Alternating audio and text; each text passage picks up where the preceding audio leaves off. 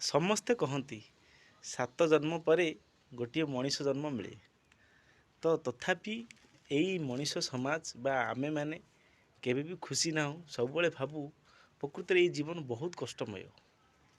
ପ୍ରକୃତ ସତ କଥା ହେଲା ବନ୍ଧୁ, ଆମେ ଜୀବନକୁ କେମିତି ଉପଭୋଗ କରୁଛେ ସେଇଟା ହେଉଛି ମୁଖ୍ୟ କଥା। ଆପଣ ଯଦି ନିଜ ଜୀବନକୁ ବହୁତ ସୁନ୍ଦର ଭାବରେ ଗଢ଼ିପାରିଲେ ବା ନିଜର ଭବିଷ୍ୟତକୁ ସୁନ୍ଦର ଭାବରେ କରିପାରିଲେ, ତାହେଲେ ସେଇଟା ହେଉଛି ଜୀବନ ପାଇଁ ଆନନ୍ଦମୟ।